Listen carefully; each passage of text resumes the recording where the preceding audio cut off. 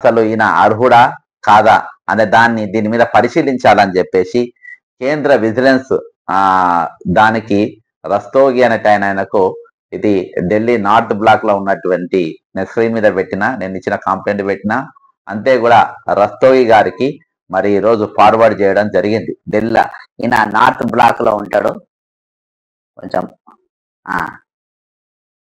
ఈయన north black లో ఉంటాడు ఢిల్లీలో. మిస్ యశు రస్తోగి లేడీ అనుకుంటా, deputy secretary administrative vigilance division north block New Delhi. దీన్ని మన వీళ్ళు ఫార్వర్డ్ చేయడం జరిగింది. అసలు నా కంప్లైంట్ నేను పెట్టిన ప్రధానమైన కారణాలు అసలు చదువుతా.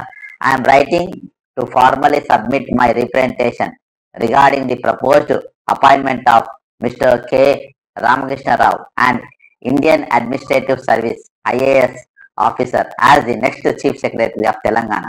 This appointment raises serious concerns about his administrative track record, professional conduct and suitability for the highest administrative position in the state. Number 1, career by absence and alleged violations. అంటే ఈయన డ్యూటీలో ఉండి ఏ విధంగా నౌకరు చేయకుండా తప్పించుకున్నాడు అనేది ఒకటి. దీని కంటిన్యూషన్ ఉంది ఇక్కడ. Okay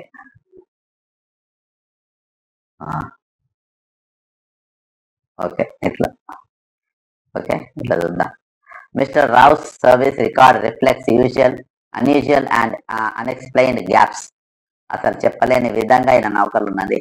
after serving as collector of Guntur until July 31, 2005, he took study leave for an MBA in the US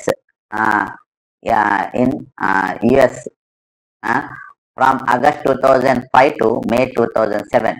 Post this, he remained on an extended leave of absence until 2013 for far exceeding the 5-year limit prescribed by IAS rules without pay. Leave without pay, జీతం లేకుండా ఈయన దాదాపు 6 సంవత్సరాలు 5 సంవత్సరాల వరకు ఉండొచ్చు లేవు, కానీ ఈయన 6 సంవత్సరాలు ఉండవు. ఇంకోటి, more troubling are allegations that during this extended absence mister Rao was engaged with 2 Hyderabad based private real estate firms, Hindu projects limited and Radha reality, contrary to the all India service. దీని మీద నేను ప్రధాన కంప్లైంట్ ఇచ్చింది. ఇది మా 1968 రూల్ ప్రకారము ఈయన అసలు మళ్ళా ఉద్యోగాలు తీసుకోవడానికి ఈయన అర్హుడు కాదు. The lack of any enquiry into these allegations coupled with his reinduction into service reportedly facilitated by the then Chief Secretary P.K. Mahanti raises red flags about procedural integrity and potential favoritism. ఇవన్నీ కూడా పీకే మహంతి గారు మన chief సెక్రటరీగా ఉన్నప్పుడు ఈయన ఇటువంటి కొన్ని allegations ఆయన కూడా తీయడం జరిగింది. ల్యాక్ ఆఫ్ అడ్మినిస్ట్రేటివ్ డైవర్సిటీ, అసలు 6 సంవత్సరాలు తప్పించుకొని పోయి ప్రైవేట్ కంపెనీల ప్రైవేట్ రియాలిటీ రియల్ ఎస్టేట్ దాంట్లో పనిచేసినటువంటి వ్యక్తికి అసలు ఈయనకు ఏం అనుభవం ఉంటుంది, ఏం పని చేయగలుగుతాడు అనేది ఒకసారి మనం చూసుకోవచ్చు. అంతేకాకుండా ఇంకా మనం ఫర్దర్ ఇంకా ముందుకు పోతే ఈయనది since his controversial return to services, Mr. Rao has exclusively served in the finance and planning department. Such a narrow, అంటే ఈయన 6 సంవత్సరాలు వెళ్ళిపోయినటువంటి వ్యక్తికి, సర్వీసులో లేనటువంటి వ్యక్తికి మరి ఒకటేసారి ఏది ఇచ్చిండ్రు, finance and planning administrative department. ఇది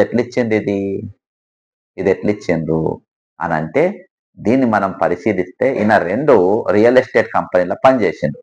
ఆ రియల్ ఎస్టేట్ కంపెనీలు ఏంటి 2 కూడా, ఒకటి రాధా, ఇంకోటి హిందూ. అంటే వాళ్ళతోని పెద్ద ఎత్తున లాబింగ్ జరిపి ఇంత ఇంపార్టెంట్ పొజిషన్లకు వచ్చిండు అనడానికి ఇక ఇంతకు మించిన ఇంకొక అనుమానం మనకు అవసరం లేదు.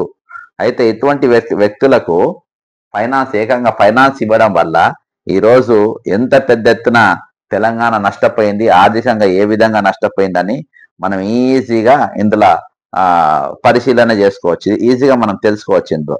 అయితే ఇంకోటి, chief secretary administrative over such a narrow focus undermines the broad administrative oversight required of a chief secretary. is lack of cross department ఇంత లాబింగ్ చేసినట్టు అసలు ఎక్స్పీరియన్సే లేదు. ఐఏఎస్ 6 సంవత్సరాలు గ్యాప్ వచ్చినటువంటి వ్యక్తికి ఈ రోజు ఇది ఇంత పెద్ద పదవి ఇవ్వడం ఈయన చేయగలుగుతాడా? Departmental experience questions, is capability to manage the multi faceted responsibility of the state tops administrative office. కాబట్టి నేను అసలు చేయగలుగుతాడా అనేది. అంతేకాకుండా ఈ కుబేర్ అని ఇందులో ఈయన చేసినటువంటి ఒకటి తీసుకొని వచ్చింది. అసలు ఈ కుబేర్ అనేది ఏంటిది ఒక నిమిషం మనం చూస్తే, నా దగ్గర ఉన్న doctor Rao is often credited or blamed as the architect of the now infamous ఈ కుబేర్ పోర్టల్ ఒక తయారు చేసింది, which centralized payment systems under the finance department. While projected as a reform to streamline payments, the system has been criticized for fostering opacity and enabling selective clearance of payment tokens. ఓకేనా? దీంతో ఒక token ప్రకారము వాళ్ళ payment జరుగుతూ ఉంటాయి. ఆ టోకెన్లు కింది మీదకి అవుట్లోనే కదా 10%, 15%, 20% అనేది ప్రస్తుత ఫైనాన్స్ మినిస్టర్ పైన వస్తున్నట్టు అభియోగాలు. Allegation suggest that e-Kuber became a tool for political patronage, will payments cleared based on favoritism rather than merit. అంటే ఇది అర్హులు అంటే దానికి ఉన్న ఇంపార్టెన్స్ బట్టి కాకుండా కంప్లీట్ పొలిటికల్ ఇంటర్ఫియరెన్స్ తోని ఈ బిల్లులు పాస్ అవ్వడం అనేది జరిగింది. దీంతోని అది ఒక ఈ కుబేర్ అనేది ఒక పనిముట్టుగా మారిపోయింది. దానివల్లనే ఈరోజు ఫైనాన్స్ మంత్రిగా పనిచేసినటువంటి రోషయ్య గారు కానీ ఇంకా చాలా మంది చేసినారు, ఎవరి పేర్లు కూడా రాలే. కానీ ముఖ్యంగా భక్తి విక్రమార్క గారు ఫైనాన్స్ మినిస్టర్ గా చాలా బద్నామం కావడానికి కూడా ప్రధానమైనటువంటి కారణం. The portals operational cost reportedly over 100 crore per year has raised serious concerns, especially as it was previously maintained by the government-run Center for Good Governance for a fraction of the cost. Furthermore, the private entity now handling e-Kuber has been described as a shadow company with links to Raw's family. ఈ company shadow company. ఎవరిది? రామకృష్ణరావు కుటుంబస్తులకు చెందినటువంటి company అనేది ఉన్నది. ఇది నా ఫిర్యాదులో పేర్కొన్నా. Was a public tender issued before the outsourcing. Why is sensitive financial data of the Telangana government being routed through a private company? These are troubling questions that remain unanswered. ఇవన్నీ కూడా ఇంతవరకు ఇవేవి కూడా మరి బయటికి రాకుండా లోపడి పెట్టారు. నేను మొన్న ప్రెస్ మీట్ పెట్టిన. ఇంత పెద్ద సబ్జెక్ట్ ఒక రాష్ట్ర భవిష్యత్తుకు సంబంధించిన సబ్జెక్టును ఈరోజు ఏ మీడియా కూడా కవర్ చేయలేదు. ఒక ఆంధ్రజ్యోతి పత్రిక తప్ప. నేను ఫీజు కట్టి ప్రెస్ క్లబ్ లో ఫీజు కట్టి ప్రెస్ మీట్ పెడితే ఈరోజు ప్రధానమైన పత్రికలు ఏవి కూడా కవర్ చేయలేదంటే ఈయన వెనుక ఎంత పెద్ద లాబింగ్ నడుస్తుంది అనేది మనం అర్థం చేసుకోవాలి. ఈరోజు కనీసం నమస్తే తెలంగాణ పేపర్ కూడా రాయలేదు. ఫైనల్ గా లాస్ట్ లా ఆ పత్రిక కూడా రాయలేదనంటే ఇక మనం అర్థం చేసుకోవాలి. The state financial free fall, మన ఆర్థిక పరిస్థితి పడిపోదానికి 16,000 కోట్ల మిగిలిన బడ్జెట్ తో ఏర్పడ్డ తెలంగాణ ఈరోజు అప్పుల పాలు కావడానికి ఈయన ఫైనాన్స్ సెక్రటరీగా ఉన్నటువంటి వ్యక్తి కూడా ఒక బాధ్యుడు. ఎందుకంటే ప్రభుత్వానికి ఎప్పుడప్పుడు అలారమింగ్ చేసుకుంటా ఉండాలి. మన దగ్గర డబ్బు లేదు, మన పరిస్థితి బాగలేదని చెప్పారు. అయితే 6 సంవత్సరాల పాటు బయట కంపెనీ అంటే 2 ప్రైవేట్ కంపెనీలు ఒక 4 సంవత్సరాల పాటు ప్రైవేట్ కంపెనీలో పనిచేసేటువంటి వ్యక్తి, పెద్ద రియల్ ఎస్టేట్ కంపెనీలో పనిచేసేటువంటి వ్యక్తి, ఒక ఇంటిగ్రిటీ, ఆయనకు పరిచయాలటువంటి పెద్ద పెద్ద బిజినెస్ మ్యాన్లు, వాళ్ళకు ఏ విధంగా బిల్లులు పాస్ చేయాలి, ప్రభుత్వం నుండి ఏ విధంగా లాభాలు చేయగలగాలి అనేది ఈయన దగ్గర ఉన్నటువంటి అంశం. Since his return, Rao has presented 14 state budgets, 14 financial budget పెట్టింది. Many critics hold him responsible for the deepening financial crisis in Telangana. Accusations of poor planning, planning బరాబర్ లేదు. ఫిజికల్ మిస్మేనేజ్మెంట్ అంటే ఆర్థికపరమైన విషయాల గురించి బరాబర్ management. Over estimation of revenue robbery కంటే ఇంకెక్కువ చూపించిండ్రు. Have dogged every budget cycle. Ironically, the same government that blames previous financial policies for its inability to deliver on electoral promises now appears set to promote the man at the helm of those very policies. ఏ ప్రభుత్వం ఇదే కాంగ్రెస్ ప్రభుత్వం. ఈయన financial పరిస్థితులల్లా పూర్తిగా week గా ఉన్నాడు. ఈయన ఎన్నో తప్పిదాలు చేస్తూ నేను నేను ఎన్నోసార్లు ఈయన దానిపైన నేను ఛాలెంజ్ చేయడం జరిగింది. కానీ అసొంటి వ్యక్తిని ఈ రోజు చీఫ్ సెక్రటరీగా చేయడానికి మరి ఎంతో ప్రయత్నం. The real estate connection to close to comfort. Last లో ఇంకో పాయింట్ ఇది. ది రియల్ ఎస్టేట్ ఏంటంటే ఇది adding fuel to the fire in Rao's past association with real estate firms observes now question whether his appointment is a strategic move to aid government decisions in land and urban development, especially after the Supreme Court's intervention in the controversial forest land clearance drive allegedly geared towards real estate expansion. The bigger question is there really no one else? As the clock ticks toward the supposed appointment date, one wonders whether Telangana's political leadership is making a choice rooted in competence or convenience. Are we rewarding administrative lapses, questionable affiliations, and fiscal mismanagement? The government has a narrow window to introspect and react in the state's best interest. If this appointment goes through without accountability or public scrutiny, it may set a dangerous precedent to for governance in Telangana.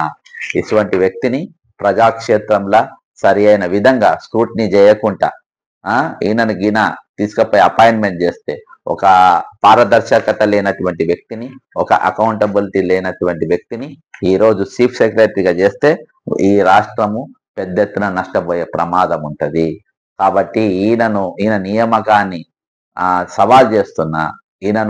అసలు ఈయన పైన గతంలో నేను అత్యంత అవినీతి పరులైన అధికారులలో ఈయన పేరు కూడా చేర్చిన. దాదాపు 11 మంది పేర్లు ఆ రోజు నేను లేవనెత్తిన. అందులో ఈయన పేరు కూడా ఉంది. ఫర్ ఎగ్జాంపుల్ నవీన్ మిత్తల్ అనేటోడు ఎక్కడి వరకు అసలు జైల్లో ఉండాలి. ఆయన ఒరిజినల్ గా చూస్తే జైల్లో ఉండాలి. జైల్లో లేకుండా ఈ రోజు ఆయనను మళ్ళా అదే రెవెన్యూలో పెట్టడానికి గల కారణం ఏంది? కొనసాగిస్తుంది ఆ పాలన. జయేష్ రంజన్ ఇంకెక్కడుండు? ఇండస్ట్రియల్లోనే ఉన్నాడు, ఇంకా కొనసాగుతూనే ఉన్నాడు. చీఫ్ సెక్రటరీ ఇప్పుడున్న ఆమె గతంలో మియాపూర్ భూములలో ఉందని చెప్పేసి బాధాప్త ఆ రోజు ఇప్పుడున్న కాంగ్రెస్ పార్టీయే లేవనెత్తిన అంశం తిరిగి మళ్ళా ఆమెను ఇయాటి వరకు కొనసాగించిందంటే ఏందన్నట్టు? దోపిడీ విధానాలు కొనసాగిస్తా ఉన్నారు. దోపిడీ విధానాలు కంటిన్యూ అవుతా ఉన్నాయి. ఇది తెలంగాణకు మంచిది కాదు. తెలంగాణ ఇంకా అప్పుల ఊబిలోకి కురికిపోవడానికి ప్రధానమైన కారణము ఇటువంటి వ్యక్తులు, ఇటువంటి అవినీతి పరులైన అధికారులు ఉంటేనే వీళ్ళ పబ్బం గడుస్తుంది. అందుకనే సీతక్క కూడా రీసెంట్ లో ఒక అపాయింట్మెంట్ చేసింది. ఎవరిని చేసింది? సీతక్క అపాయింట్మెంట్ ఎసొంటోళ్ళని చేసుకుంటుంది.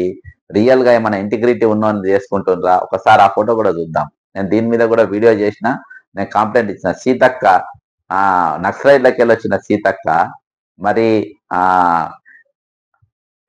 మరి పాజిటివ్ గా ఆలోచించాల్సిన సీతక్క, న్యాయబద్ధంగా నడవాల్సిన సీతక్క ఈరోజు ఎసొంటోని తీసుకొచ్చి చీఫ్ సెక్రటరీగా చేసిండ్రు. ఇగో ఈయనను తీసుకొచ్చుకొని పంచాయత్ రాజ్ ఈఎన్సీగా మళ్ళొకసారి ఈయనకు అవకాశం ఇవ్వడానికి ప్రయత్నాలు చేస్తుండ్రు. దాదాపు 16 కోట్ల రూపాయల చేతులు మారినట్టుగా ఉన్నాయి. కాబట్టి ఇటువంటి వ్యక్తులను, అవినీతి పరులను, సీతక్క డిపార్ట్మెంట్ లో అవినీతి పరులు, ఆమె బాధాప్త ఉత్తరం కూడా పెట్టింది, లెటర్ కూడా రాసింది Seethakka.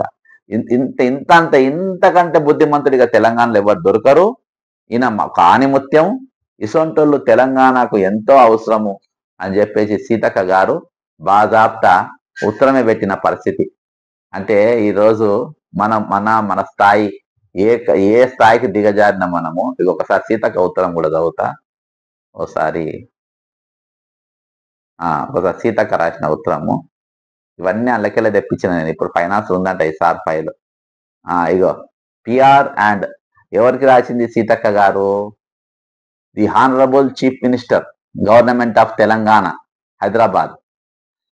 PR R&D engineering wing, V Kanakaratnam. Chief engineer PR, holding the post of engineer in chief panchayat raj FAC.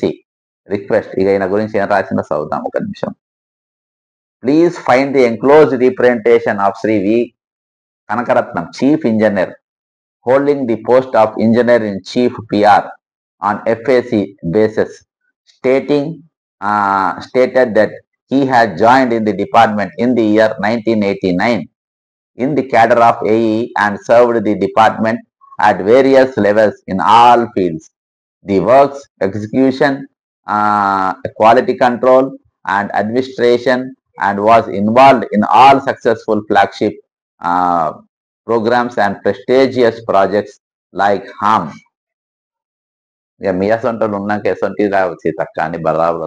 Further, he has stated that he is retiring from service on attaining the age of superannuation on 31/3/2025. ఓహో 31వ తారీఖు retire అయిపోయాడు. Retire అయిన వాళ్ళు 418 మంది తీసేసిండ్రు.